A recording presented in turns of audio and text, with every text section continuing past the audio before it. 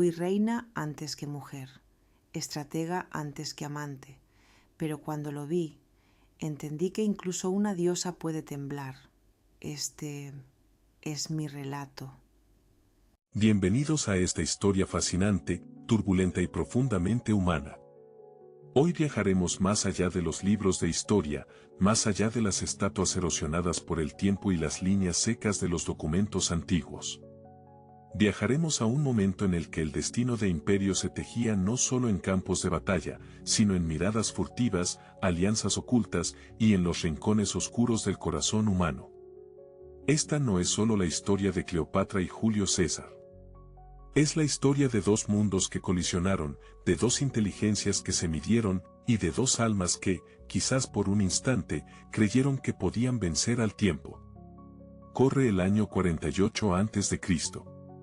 Egipto, una joya milenaria del mundo antiguo, está en crisis. Mientras los monumentos brillan bajo el sol del Nilo, en los pasillos del palacio se respira tensión. Dos hermanos, Cleopatra y Ptolomeo XIII, luchan por el trono que han heredado juntos pero desean por separado. Y desde Roma, una sombra imponente se acerca, Julio César, el conquistador de la Galia, el estratega de 1000 victorias, el hombre más temido y admirado de su época. Cleopatra tenía 21 años.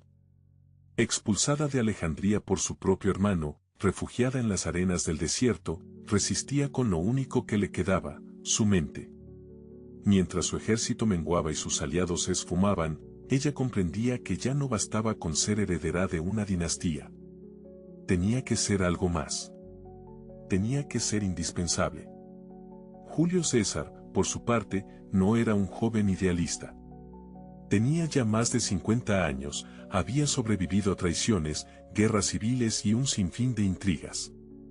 Egipto, para él, era un problema geopolítico. El trigo egipcio alimentaba a Roma. Y Roma necesitaba paz. No pasión. No una reina hermosa. Solo estabilidad. Y sin embargo, el universo, caprichoso y brillante como un dios egipcio, decidió hacerlos coincidir. El primer encuentro entre ambos no fue una cena romántica ni una aparición en un salón. Fue una emboscada simbólica. Una leyenda cuenta que Cleopatra se hizo enrollar dentro de una alfombra y que dicha alfombra fue presentada a César como un regalo. Cuando la desenrollaron ante sus pies, la joven reina emergió, envuelta en sedas, con la mirada erguida y un silencio que decía más que 1000 discursos. Aquel gesto, audaz y calculado, fue su primera jugada maestra. No hay registros que nos digan exactamente qué sintió Julio César en ese instante. Pero si sabemos lo que hizo después, se alió con ella. No con su hermano. Con ella. ¿Fue por astucia política? ¿Por deseo? ¿Por ambas? Los historiadores se dividen, pero el hecho es innegable. Cleopatra recuperó el trono, con la ayuda del general más poderoso del mundo. Y lo hizo sin ejército propio, sin oro que sobornara, solo con su carisma, su intelecto y su comprensión intuitiva de lo que César necesitaba ver. Pero antes de convertirla en una figura romántica, debemos recordar quién era Cleopatra. Cleopatra VII no era egipcia en sentido estricto. Pertenecía a la dinastía ptolemaica, descendiente de uno de los generales de Alejandro Magno. Su linaje era macedonio, su idioma materno era el griego. Pero, a diferencia de sus antecesores, ella fue la primera en aprender la lengua egipcia. Hablaba hasta 9 idiomas. Estudió filosofía, astronomía, medicina. No era una mujer adornada para ser reina, era una reina moldeada para gobernar con mano firme. Para Julio César, un hombre cuya vida había sido una guerra continua entre deber y deseo, Cleopatra era un enigma fascinante. No era sumisa. No pedía permiso. No se disculpaba. Hablaba como una igual. Y, en la intimidad, era capaz de debatir sobre Platón o sobre estrategias de expansión en Asia con la misma agudeza que cualquier senador romano. Pronto, los rumores comenzaron a propagarse. César no solo se quedaba en Egipto más de lo necesario, lo hacía en el palacio de Cleopatra. Comían juntos, discutían juntos, dormían juntos. La reina, según algunos testimonios romanos, comenzó a vestirse con togas al estilo romano. César, por su parte, se dejaba ver en procesiones egipcias, algo impensable para un cónsul de Roma. ¿Era amor? O, más bien, era poder. Hay algo profundamente magnético en las alianzas que se hacen desde la necesidad. Ambos lo sabían. Julio César necesitaba controlar Egipto. Cleopatra necesitaba sobrevivir. Y sin embargo, entre la lógica y la estrategia, surgió algo más. En el año 47 a.C., nació un niño. Cesarión. Hijo de Cleopatra. Y, según ella afirmaba, también hijo de César. Esta afirmación fue una bomba en el mundo romano. César ya tenía una heredera simbólica, Roma misma. Reconocer a un hijo nacido de una reina extranjera era más que un escándalo. Era una declaración política. Pero él no lo negó. Roma es una ciudad de símbolos, y nada la sacude tanto como cuando uno de esos símbolos parece desviarse de su curso. Para muchos en el Senado, la idea de que Julio César pudiera tener un hijo con una reina extranjera no solo era escandalosa, era peligrosa. Significaba la posible fundación de una nueva dinastía, no romana, no republicana, sino imperial. Y, peor aún, oriental. Cleopatra, mientras tanto, no parecía inmutarse. Había ganado. No solo había recuperado el trono, sino que ahora compartía la sangre de su hijo con el hombre más poderoso del mundo. Volvió a Alejandría como reina única. Su hermano, Ptolomeo XIII, había muerto en la guerra civil provocada por el enfrentamiento con César. El trono era suyo, aunque por apariencia se mantuvo junto a otro de sus hermanos menores, Ptolomeo XIV, como corregente. Pero todo Egipto sabía quién gobernaba. Y Julio César se quedó. Durante meses. Mientras Roma ardía en disputas internas, mientras las legiones esperaban órdenes, él permanecía en Egipto. Paseaba por los jardines del palacio, discutía con filósofos locales, compartía noches con Cleopatra. Los cronistas más críticos lo acusaron de haber caído bajo un hechizo oriental. Una narrativa peligrosa que no tardaría en pasar factura. Para Cleopatra, la estancia de César era más que un regalo romántico. Era una oportunidad histórica. Egipto había sido durante siglos una joya para el mundo, pero cada vez más se encontraba a merced de los intereses romanos. Julio César representaba algo más que amor, representaba una posibilidad de restaurar la grandeza perdida. De convertir a Egipto no en un satélite de Roma, sino en su igual. Cuando finalmente regresó a Roma, lo hizo acompañado. No oficialmente, claro. Cleopatra no entró en la ciudad como esposa ni como amante. Pero estaba allí. En una villa cerca del Tíber, con Cesarión. Y Roma lo supo. Fue en ese contexto que las alarmas comenzaron a sonar con fuerza en el Senado. Julio César ya se había declarado dictador vitalicio. Sus reformas económicas, su concentración de poder, su desprecio por ciertas formalidades republicanas, y ahora, la figura de Cleopatra, completaban una imagen que muchos temían, la imagen de un nuevo rey. Un emperador. Algo que la República no podía tolerar. Los días en Roma fueron contradictorios. Por un lado, César organizó juegos y espectáculos que lo consolidaban como figura popular. Por otro, sus enemigos trabajaban en silencio, afilando no espadas, sino voluntades. Y Cleopatra, mientras tanto, se convertía en una sombra constante.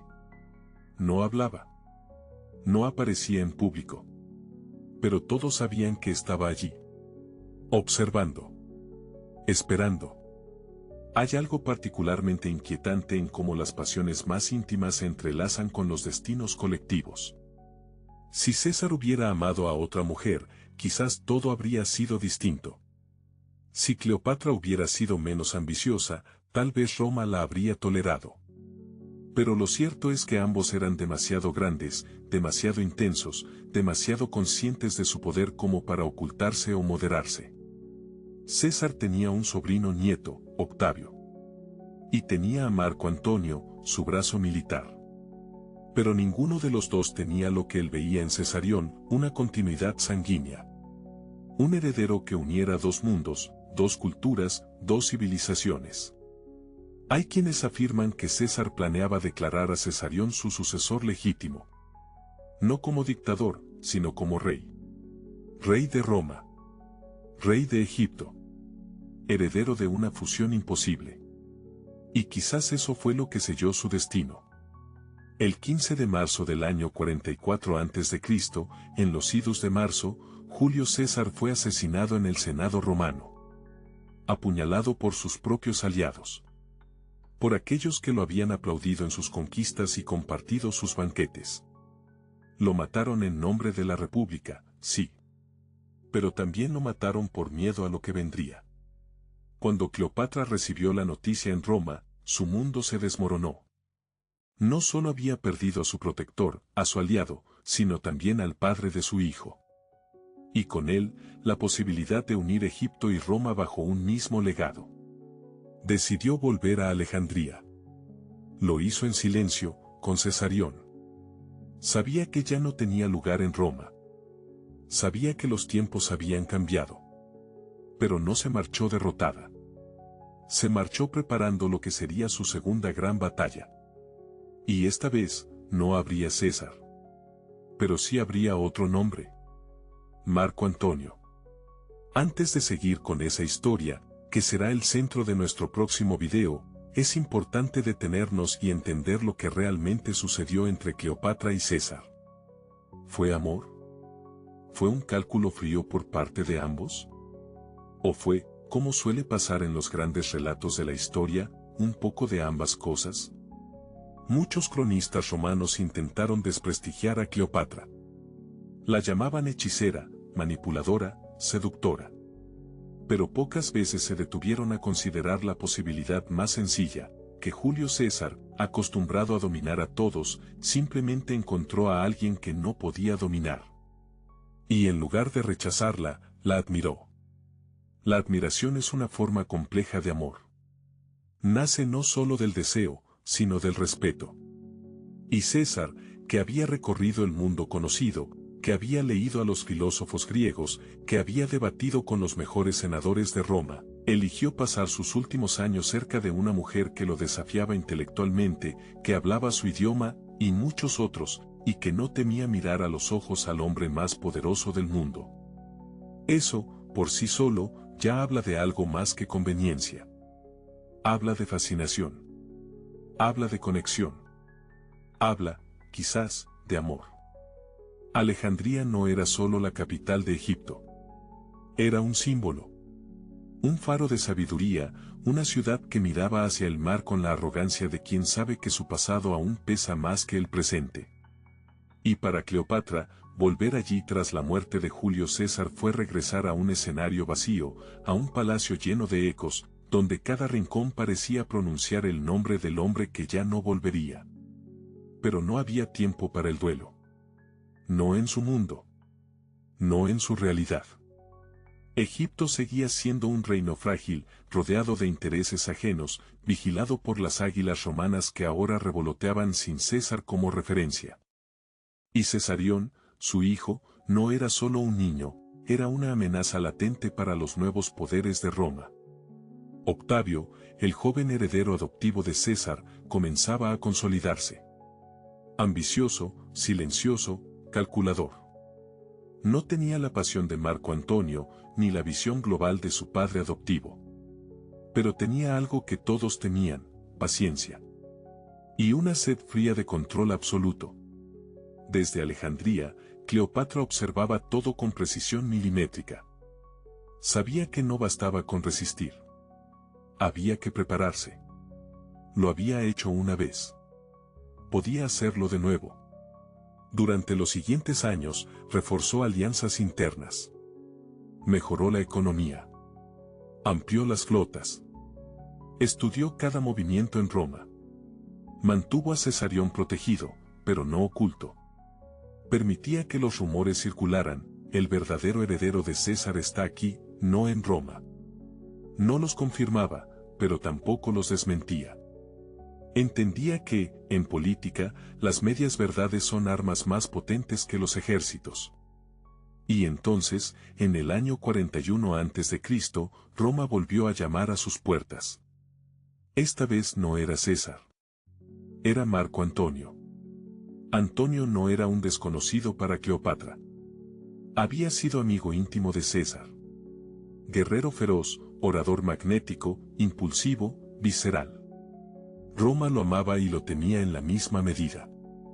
Tras la muerte de César, se convirtió en uno de los miembros del triunvirato que gobernaba Roma junto a Octavio y Lépido.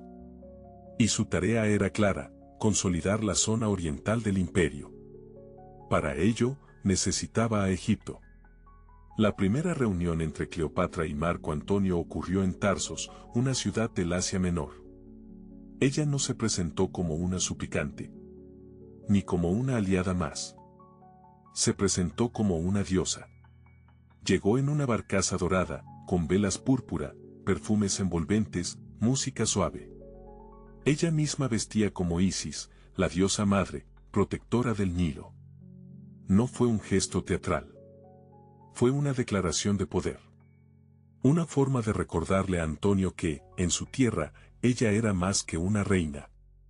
Era símbolo. Era mito. Era legado. Y Antonio, guerrero romano, cayó rendido. Pero esa es otra historia. Volvamos a Roma.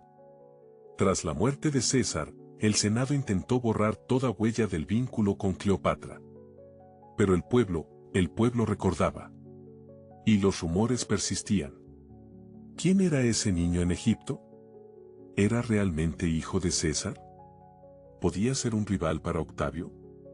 Octavio, que ya se perfilaba como futuro emperador, no podía permitirlo. Su poder aún no era absoluto.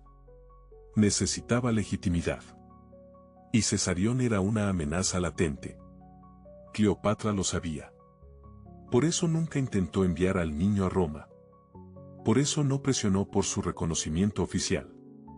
Jugó una partida larga, cuidadosa y silenciosa. Pero en el corazón de todo esto seguía latiendo una pregunta sin respuesta: ¿cuánto de lo que hizo Cleopatra fue por amor a César y cuánto por supervivencia? Y, quizás más importante aún, ¿acaso se puede separar una cosa de la otra cuando se trata de ella? Cleopatra no era una mujer común. No podía amar como las demás. Su amor estaba entretejido con poder, con estrategia, con destino. Amar a César fue, en cierto modo, amar una posibilidad. La posibilidad de devolver a Egipto la dignidad de ser grande. De no ser absorbido, humillado, utilizado por Roma. De mirar al imperio a los ojos y decir: yo también tengo historia. Yo también soy un mundo. Muchos dirán que César la utilizó. Que vio en ella un instrumento para sus fines. Y que, una vez logrado su objetivo, la habría descartado. Pero los hechos desmienten eso. Porque pudo hacerlo, y no lo hizo. Pudo dejarla como un peón más en su juego. Pero eligió quedarse. Eligió reconocerla. Eligió prolongar su estancia. Y aunque nunca proclamó públicamente a Cesarión como heredero, lo mantuvo cerca, lo protegió, lo cuidó. Eso, viniendo de un hombre como César, ya era una confesión. Una confesión sutil. Imperfecta. Tal vez insuficiente. Pero real. Y para Cleopatra, eso bastó. El dolor por su muerte fue doble, personal y político. Perdió a quien podía haber sido su compañero en la historia. Y perdió el puente que unía dos civilizaciones. Desde ese momento, supo que tendría que enfrentarse sola a los lobos de Roma. Pero también sabía que no era la primera vez. Y no sería la última. En el centro de todo este drama, de toda esta tormenta política y emocional, había un niño. Un niño que no pidió nacer entre imperios enfrentados. Un niño llamado Ptolomeo XV Filopator Filometor César, más conocido como Cesarión. Su sola existencia era una declaración de guerra para algunos y una esperanza para otros. Hijo de una reina egipcia y, según muchos, del dictador de Roma, Cesarión crecía entre papiros y estrategias, entre juegos infantiles y silencios cargados de historia. Cleopatra lo crió como se cría a un futuro dios. No solo como príncipe, sino como símbolo viviente. Lo rodeó de filósofos, astrónomos, sabios y militares. Pero también lo protegió del mundo exterior. Sabía que Roma tenía los ojos puestos sobre él, incluso desde la distancia. Y sabía que, tarde o temprano, vendrían por él. Pero durante sus primeros años, Cesarión vivió rodeado de esplendor. No en la opulencia vacía de los tiranos, sino en una corte que respiraba cultura, ciencia y política. Alejandría seguía siendo el centro del saber antiguo, y su educación fue diseñada para convertirlo en algo más que un rey. En alguien digno de gobernar Egipto y desafiar a Roma. Cleopatra le hablaba de su padre. No como un mito, sino como un hombre. Le enseñaba sobre su genio estratégico, su dominio del lenguaje, su visión del poder. Nunca habló de César con odio, ni siquiera con tristeza. Lo hizo con respeto. Con profundidad. Como si quisiera que su hijo entendiera que, aunque el mundo podía arrebatarle un imperio, jamás podría arrebatarle su historia. Mientras tanto, en Roma, Octavio consolidaba su poder. La alianza con Marco Antonio comenzaba a resquebrajarse. Las tensiones crecían. Las promesas se rompían. Y Cleopatra sabía que el mundo estaba a punto de dividirse otra vez. Pero esta vez, todo sería más violento. Más definitivo. Aún así, mantuvo a Cesarión lejos del frente. No era el momento de revelarlo. No aún. Mientras los dioses jugaban con los destinos de los hombres, ella prefería observar desde las sombras. No porque temiera, sino porque esperaba. Esperaba el momento justo. El momento en que su hijo pudiera ser visto no solo como el heredero de César, sino como el salvador de un nuevo orden. Pero ese momento nunca llegó. El vínculo con Marco Antonio, profundo, pasional y trágico, terminaría por arrastrarla a una guerra que no buscó. Una guerra que, si bien no forma parte del relato de hoy, se convirtió en el siguiente gran capítulo de su vida. Lo importante aquí es entender lo que significó Cesarión para ella. No era solo su hijo. Era su obra. César, con todo su poder, había creado imperios, leyes, campañas militares. Cleopatra había creado a Cesarión, uniendo en él la sangre de Egipto y la de Roma. Y eso, en sí mismo, era una revolución. Roma, por su parte, jamás aceptó esa posibilidad.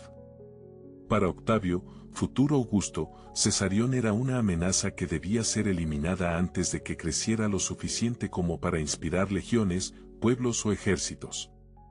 La idea de un nuevo César, legítimo por sangre y apoyado por la figura carismática de Cleopatra, era inadmisible. Por eso, mientras Octavio se preparaba para invadir Egipto, uno de sus objetivos no declarados era claro: Cesarión debía desaparecer. Y Cleopatra lo sabía. Años después, Octavio justificaría su invasión con discursos sobre moral, civilización y honor romano. Pero en el fondo, se trataba de poder. Y de herencia. Y Cesarión era la grieta en su discurso perfecto. El recordatorio de que no era el único heredero. De que había otro. Más joven. Más puro. Más legítimo. Cleopatra, durante los últimos años de su vida, vivió con esa angustia. No por ella, sino por él. Por su hijo. ¿Se puede decir que lo hizo todo por amor? Quizás no en el sentido romántico tradicional. Pero sí en el sentido más profundo del amor, el deseo de que lo que uno ama trascienda su propia vida. Que no muera con uno. Que tenga una oportunidad. Y eso fue lo que representó Cesarión para ella. La oportunidad de que algo quedara. De que algo sobreviviera. de que algo siguiera ardiendo cuando todo lo demás se apagara. Porque Cleopatra, como todos los grandes personajes de la historia, no temía a la muerte. Temía al olvido. Los años que siguieron a la muerte de César fueron como una larga sombra que se alargaba sobre Alejandría. No había día en que Cleopatra no recordara su figura, no por nostalgia romántica, sino por estrategia. Porque el eco de su nombre seguía teniendo poder. Un poder que ella aprendió a invocar con sabiduría y sutileza. Roma cambiaba de rostro. La república moría lentamente mientras el imperio se gestaba en las manos de Octavio. Y en medio de esa transformación, Cleopatra representaba algo que Roma no podía comprender del todo, la permanencia de una civilización aún más antigua, más refinada, más orgullosa. Aún sin César, Cleopatra no se convirtió en una figura menor. Al contrario, su leyenda crecía. Muchos en Roma murmuraban que había sido ella quien corrompió al gran Julio César, que lo desvió de su deber, que lo volvió blando, que lo llenó de sueños orientales. La imagen que crearon de ella era la de una bruja, una sirena de tierras lejanas, una reina peligrosa que susurraba a los oídos de los hombres hasta hacerlos traicionar a su patria. Pero esa visión, profundamente misógina y reduccionista, escondía una verdad incómoda, que Cleopatra no necesitaba a César para tener poder. Lo tenía por derecho propio, por inteligencia, por voluntad. Y eso, para muchos, era aún más amenazante. A veces, el mayor escándalo no es lo que se hace, sino quién lo hace. Y Cleopatra, siendo mujer, extranjera y reina, era en sí misma un escándalo para el mundo romano. Que además se hubiese relacionado con César solo agravaba la herida. Pero ella no renegó nunca de esa relación. Nunca negó a Cesarión. Nunca ocultó su historia. Nunca trató de reescribirla. En lugar de eso, la elevó. La convirtió en parte de su identidad política. En cada ceremonia, en cada gesto, en cada decreto, dejaba claro que Egipto no era una provincia más. Que no se sometía. Que seguía siendo una nación soberana. Y que su hijo tenía sangre de dioses y de emperadores. Eso la volvió aún más legendaria. Pero también más vulnerable. Porque en la política, cuanto más brillante es tu imagen, más enemigos generas. Y en Roma, los enemigos se multiplicaban. Octavio, que construía cuidadosamente su perfil como restaurador de los valores tradicionales, necesitaba una figura antagónica. Un rostro sobre el cual volcar todos los pecados del mundo antiguo que él pretendía superar. Y Cleopatra era perfecta para ese papel. Mujer. Reina. Oriental. Independiente. Vinculada a César. Vinculada a Marco Antonio. Madre de un posible heredero. Lo tenía todo. Y así comenzó la campaña. No solo militar. También mediática. Octavio impulsó en Roma una serie de representaciones públicas en las que Cleopatra era mostrada como una bruja libidinosa. Una enemiga de la moral romana. Una amenaza para la virtud de las familias. La mujer que había embrujado a César y que ahora había seducido a Marco Antonio. Y en parte, esa narrativa fue efectiva. El pueblo necesitaba enemigos claros. Y Cleopatra encajaba en todas las casillas que el miedo romano necesitaba marcar. Pero ella no se doblegó. En vez de esconderse, se mostró más fuerte. En Egipto, su imagen se reforzó. Se representaba como diosa, como madre, como guardiana del Nilo. Seguía presidiendo rituales, liderando decisiones de Estado, expandiendo el conocimiento en la biblioteca de Alejandría. No se rindió. No se quebró. Porque Cleopatra no era una actriz secundaria en el drama romano. Era autora de su propio guión. Y en ese guión, Julio César seguía vivo. No en carne. Pero sí en propósito. Cada vez que ella hablaba del futuro de Egipto, lo hacía como si todavía compartiera mesa con él. como si su proyecto común no hubiese sido truncado por dagas, sino postergado por el destino. Amar a César no fue un desliz. Fue una apuesta. Una apuesta que no ganó, pero tampoco perdió. Porque en la historia, a veces, lo más importante no es vencer, sino resistir lo suficiente como para que te recuerden. Y Cleopatra, sin duda, lo logró. Una figura como Julio César no desaparece con la muerte. Sus enemigos pensaron que al apuñalarlo, acabarían con su poder. Pero lo que no supieron, y Cleopatra sí entendió, es que algunas figuras trascienden la carne y el tiempo. Se convierten en idea. En símbolo. César se convirtió en eso, en mito. Y Cleopatra supo usar ese mito como muy pocos. No para manipular, sino para proteger. Para resistir. Para afirmar su lugar en un mundo donde los imperios se repartían entre hombres armados y palabras afiladas. En los muros del Palacio de Alejandría, su nombre era pronunciado con respeto. No como un fantasma del pasado, sino como un eco que aún resonaba en las decisiones del presente. En los corredores, entre consejeros y sabios, César no era una ausencia, sino una presencia constante. Cleopatra hablaba de él con su hijo. Le enseñaba que su padre no fue solo un general, sino un visionario. Que Roma era más que poder. Que también era arte, filosofía, estrategia, disciplina. Y que de esa unión, la de la sabiduría egipcia y la ambición romana, podía surgir un nuevo modelo. Uno donde no hubiese dominadores ni dominados, sino alianzas reales entre civilizaciones. Esa era la idea. El sueño. La visión.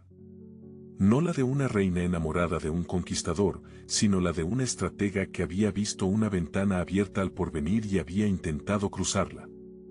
Pero Roma no entendía de sueños. Solo de control. Octavio, ahora más fuerte que nunca, comprendía que el pasado de Cleopatra era también su presente. Mientras ella siguiera invocando la figura de César, mientras Cesarión siguiera respirando, él no sería el único heredero.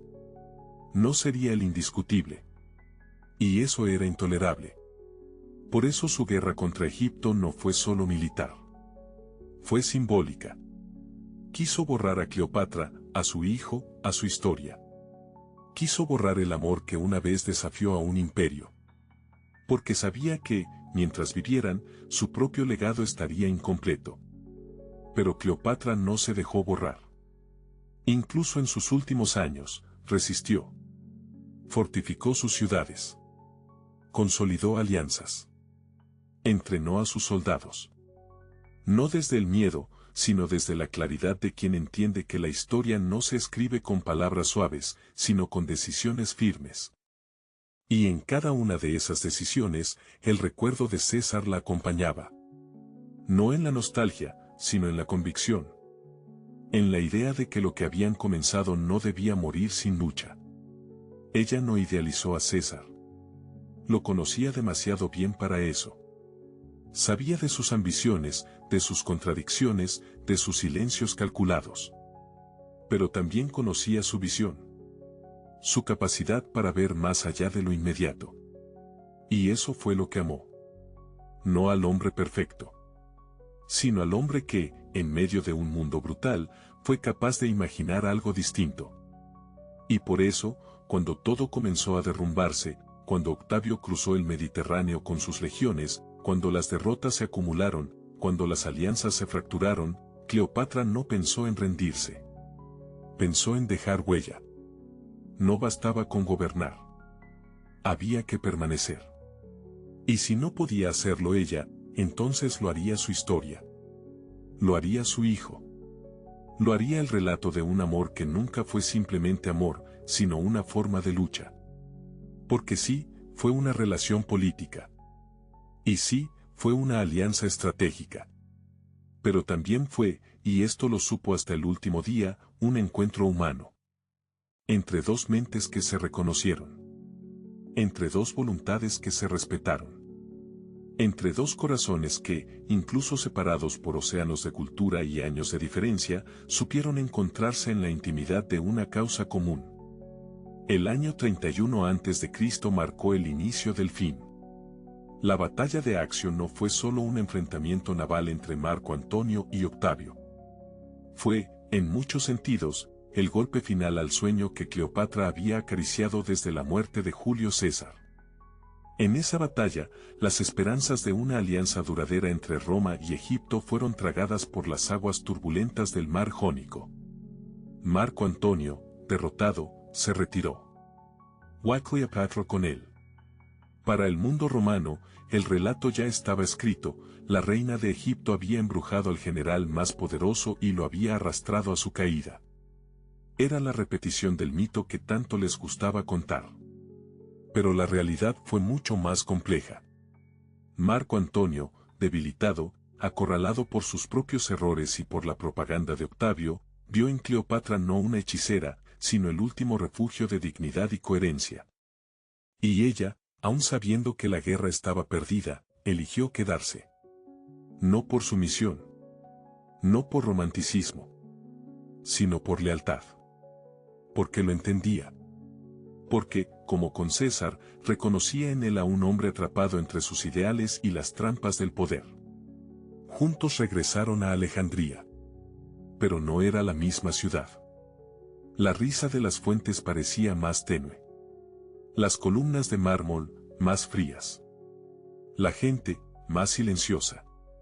La ciudad entera parecía contener el aliento, como si supiera que la historia estaba a punto de romperse.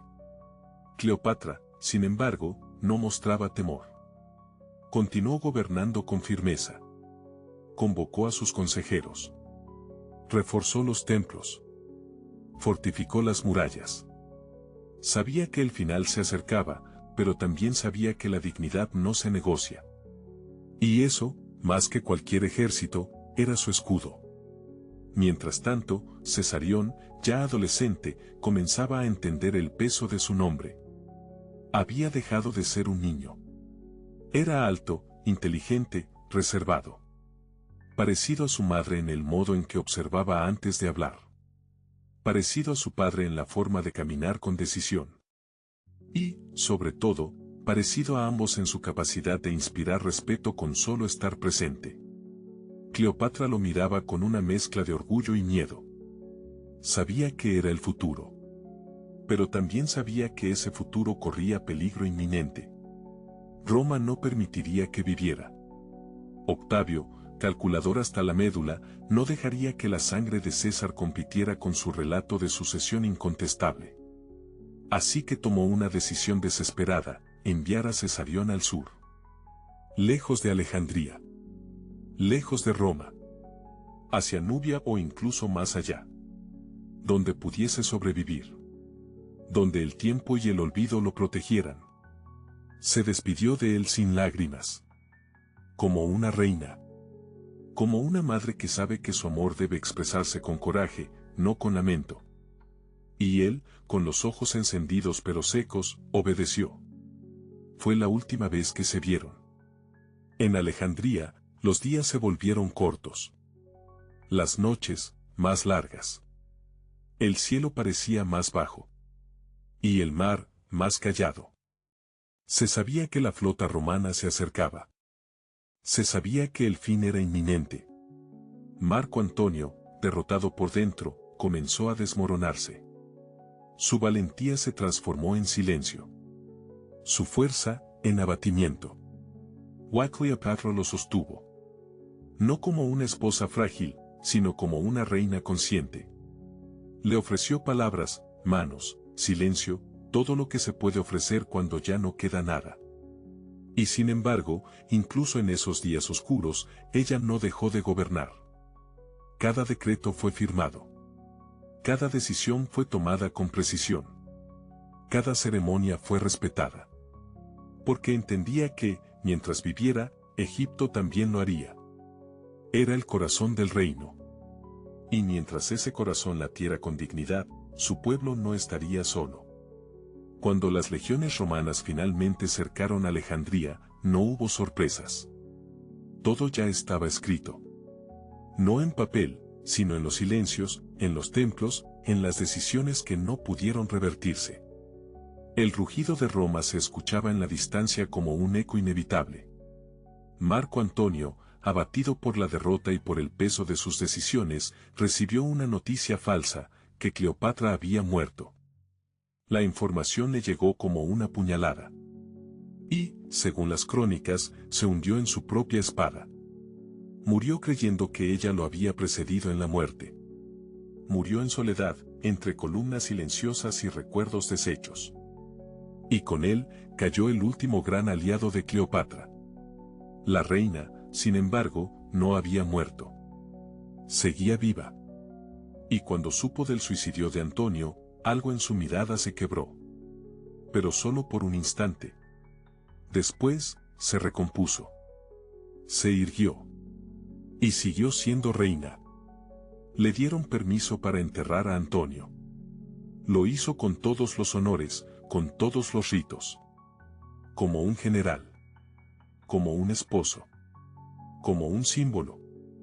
Lo despidió en silencio, sin lágrimas públicas, pero con el peso del fin grabado en cada gesto. Después de eso, se encerró en su mausoleo. Un monumento que había ordenado construir tiempo atrás, no como un acto de derrota, sino como una última muestra de control. Si no podía gobernar el futuro, al menos podía decidir cómo moriría. Octavio, al llegar a Alejandría, quiso capturarla viva. No por piedad, sino por espectáculo. Quería llevarla a Roma. Mostrarla como trofeo. Exponerla en su desfile de victoria. Que el pueblo romano viera con sus propios ojos a la mujer que había hecho temblar a sus líderes. Que la humillación fuese completa.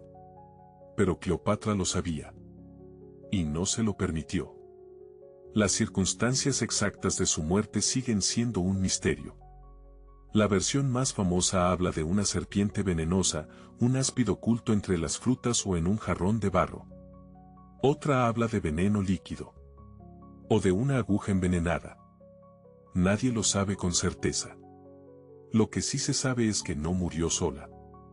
Sus dos sirvientas más fieles, Iras y Charmión, murieron con ella. La acompañaron como lo habían hecho en la vida. En silencio. En lealtad. En decisión. Cuando los soldados de Octavio rompieron las puertas del mausoleo, ya era tarde. La encontraron tendida, vestida como diosa, con los ojos cerrados y la dignidad intacta. Su corona a un lado.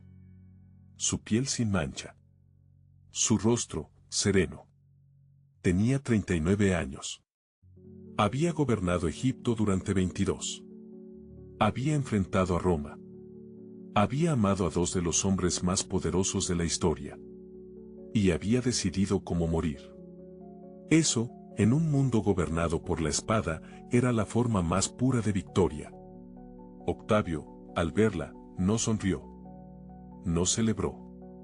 Mandó enterrarla con honores. Mandó que la historia dijera que murió reina. Porque entendió, aunque no lo admitiera jamás, que no estaba ante una vencida. Estaba ante un símbolo que ni la muerte podía reducir. El cuerpo de Marco Antonio fue colocado junto al suyo, cumpliendo su último deseo. Unidos en la muerte como no habían podido estar completamente en vida. Juntos, no como amantes de tragedia, sino como testigos de un tiempo que se cerraba. Egipto, sin su reina, cayó. Roma lo absorbió. La dinastía ptolemaica desapareció para siempre. Y Cesarión fue capturado en su intento de huida. Octavio mandó matarlo. No dejó rastro.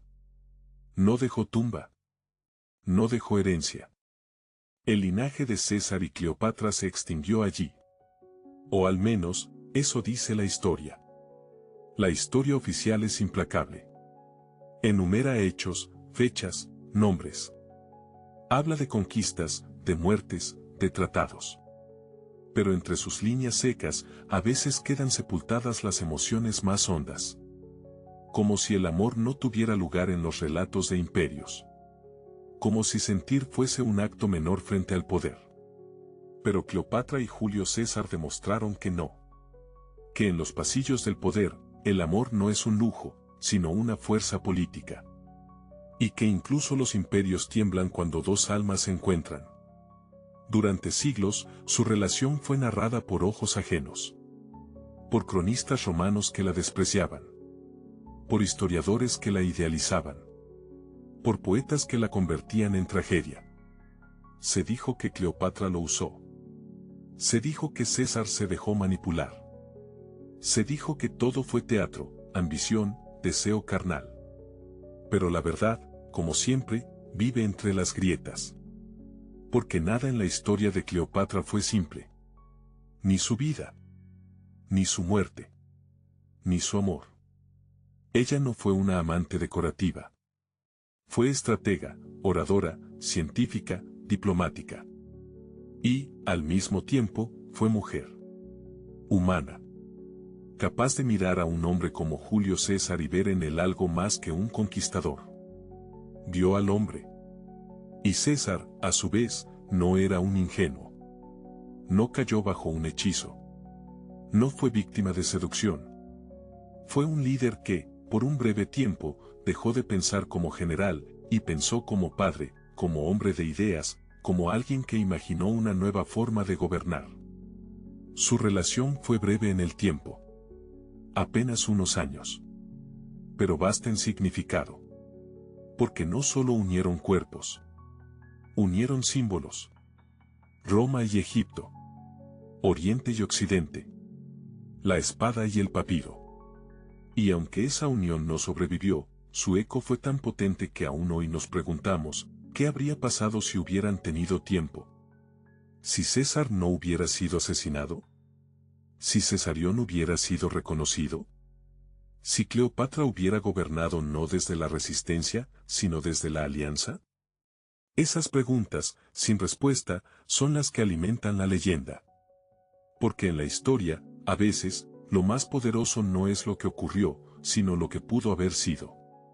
Cleopatra fue convertida en símbolo. A veces de lo prohibido. A veces de lo sublime. Para algunos, encarna el arquetipo de la mujer fatal. Para otros, el de la soberana lúcida que desafió al mundo. Pero entre ambos extremos, hay una figura más profunda, la de una mujer que amó sin rendirse. Que gobernó sin pedir permiso.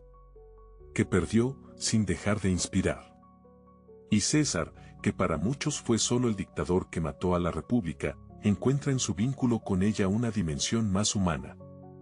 Porque si el poder fue su campo de batalla, Cleopatra fue su tregua, su pausa, su espejo. Quizás por eso la historia no pudo tolerarlo. Porque si César, el conquistador, el general, el senador, fue capaz de mirar a una mujer extranjera y verla como igual, entonces algo profundo se quebraba en la lógica patriarcal del mundo antiguo. Y eso era imperdonable. Por eso lo mataron. Por eso a ella la enterraron entre insultos y leyendas. Porque juntos no solo amenazaban al Senado. Amenazaban al orden mismo. Cleopatra y Julio César no fueron una pareja común. No se amaron en la intimidad de un mundo sin testigos, sino bajo la mirada feroz de imperios enteros. Su historia no se escribió con cartas de amor ni promesas eternas, sino con tratados, nacimientos, guerras, decisiones. Fue una historia política, sí. Pero también profundamente humana. La pregunta que nos acompaña desde el inicio sigue resonando, ¿fue amor o fue poder? La respuesta, quizás, está en el hecho de que nunca dejaron de ser ambos. Amaron desde la necesidad y la estrategia. Desde la admiración mutua. Desde la conciencia brutal del tiempo que no perdona. No fue un amor de cuentos, ni uno de mármol. Fue un amor con bordes. Con heridas. Con consecuencias. Y, sin embargo, fue amor. Porque hay amores que no necesitan flores ni promesas. Que no buscan consuelo, sino transformación. Que, al encontrarse, modifican el curso del mundo, aunque el mundo no esté preparado para ello. César murió antes de verla reinar plenamente. Cleopatra murió sin verlo regresar. Pero ambos vivieron en el centro exacto de una transición histórica irreversible. De la caída de una república, del nacimiento de un imperio, del fin de una dinastía milenaria. Y lo hicieron con los ojos abiertos. Con plena conciencia. Tal vez por eso su historia ha sobrevivido 2000 años. Porque no está hecha de perfección, sino de verdad. Porque, más allá de los templos, de los papiros y de las estatuas, lo que realmente nos conmueve es imaginar el instante en que un conquistador romano entró en una sala del Palacio de Alejandría y, al desenvolver una alfombra, encontró no a una súbdita, no a una reina, sino a su igual. Y ella, al salir, no vio a un verdugo ni a un salvador. Vio a un hombre que podía cambiar su destino. Ese primer cruce de miradas lo cambió todo. Y aunque la historia los separó, aunque el poder los utilizó, aunque la muerte los silenció, el mundo nunca los olvidó. Hoy, al hablar de ellos, no estamos solo recuperando el pasado. Estamos reconociendo una verdad eterna, que incluso en medio del caos político, incluso cuando todo parece calculado, hay momentos en los que dos seres humanos se encuentran y el mundo se detiene. Eso fue Cleopatra y Julio César. Un instante suspendido entre la historia y el mito. Y aunque el tiempo los arrastró, sus nombres aún resuenan. Como advertencia. Como ejemplo. Como leyenda. Pero su historia no termina aquí, porque cuando la figura de César se desvaneció, otro hombre surgió en el horizonte de Cleopatra. Un general audaz, impulsivo, pasional. Su nombre era Marco Antonio, y lo que comenzó como una alianza estratégica, se transformó en uno de los romances más trágicos de todos los tiempos. En el próximo episodio, exploraremos esta relación de fuego, ambición y muerte. Una historia que, al igual que esta, cambió el curso de la historia. Suscríbete para más historias legendarias de Cleopatra, Marco Antonio y el mundo antiguo. Activa la campanita y acompáñanos en la próxima entrega. Marco Antonio y Cleopatra, pasión hasta la muerte.